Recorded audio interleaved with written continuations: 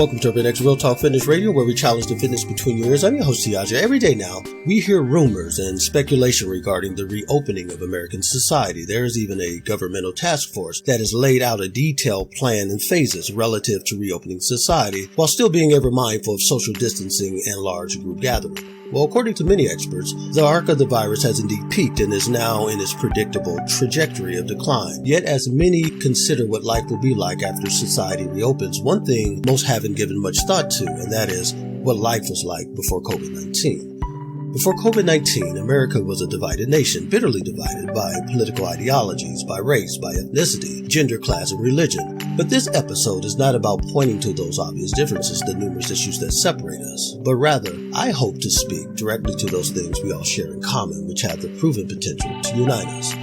Traditionally, I don't like watching a lot of TV, especially since there are no longer any major sporting events to view, though many networks are making up for that with virtual games as well as memorable championship runs from various sports. However, every time I turn on the TV these days, whether to catch something on Netflix, Prime Video, Twitch, or YouTube TV, what is instantaneously clear are the sheer number of commercials overemphasizing the narrative of social distancing and self-quarantining, how doing so will save lives. And I have no problem with that, given the seriousness of the times in which we live, yet it can quickly become overwhelming. Is it just me, or is it beginning to seem like nothing else existed, or will ever exist but COVID-19? I mean, going forward, is history going to be recorded through the lens of COVID-19, as in BC and AC? As ridiculous as that might sound, it almost feels as if we're fast approaching that reality right now. But back to my initial premise. What will society look like after it reopens? Sure, we'll still practice 6 feet of separation, hand washing, masks, and small groups if that. But my question is, will society reopen to the same closed minds and petty differences, or will the reopening be a renewed sense of accountability to each other? Now, I don't know the answer to that, and neither do you, but I can make a few predictions for what I'm observing. There appears to be more families doing things together, whether walking the dog, bike riding, picnicking, and that's a good thing. Who knows how many young people have reconnected with their families and thus have in essence been talked off the ledge, so to speak. Wouldn't it be nice and interesting, if not instructive, to know the incidence of teenage suicide after this is over? I say that only because I think it would be remarkable if all this isolation saved lives in another way as well. That young people in particular who felt bullied or unloved were now surrounded by nuclear and extended family members that not only had the time to spend with them, but now took the time to demonstrate their love for them.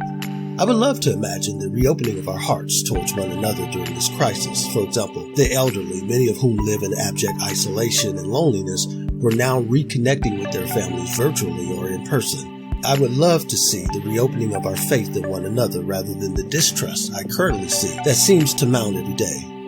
The other day, I saw a family hurriedly cross the street when they saw me walking towards them. The new form of soft racism, as they like to say, and bigotry, I don't know. But it certainly didn't feel good to experience. It made me wonder what unspoken lessons were being communicated to their children, that COVID-19 could be used in this manner to rationalize prejudice and justify fear of the other.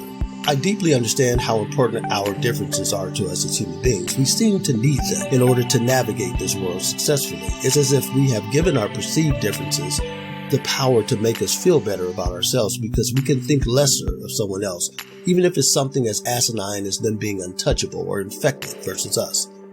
Yes, them versus us. Always them versus us. I would love to believe that all this talk about being on one team and fighting the same enemy has the potential to bring out the very best in us, to bring out our inner heroes and teach us the often overlooked lesson of self-sacrifice. Isn't that why we cheer on heroes to begin with? Isn't that the purpose of having them at all? That somehow in our heroes we see our better angels. That is, the hope not only to make the world a better place, but to leave it in a better place than we found it. Health is not the absence of disease, and Americans are some of the least healthy people on the planet. Not because America doesn't have a superior healthcare system, because in many respects, it does.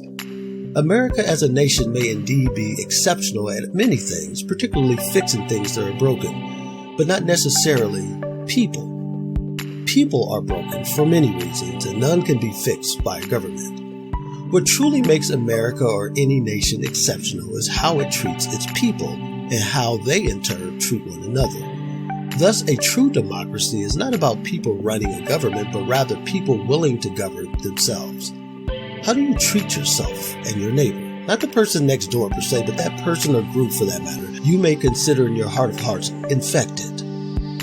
I have said on numerous occasions that the greatest threat to humanity will never be a virus, disease, or contagion from without, but the one from within. Today, more than ever, we have the opportunity to be superheroes of sorts, not because we conquered some disease, but rather because we use these moments of self-imposed isolation to conquer something far greater, ourselves.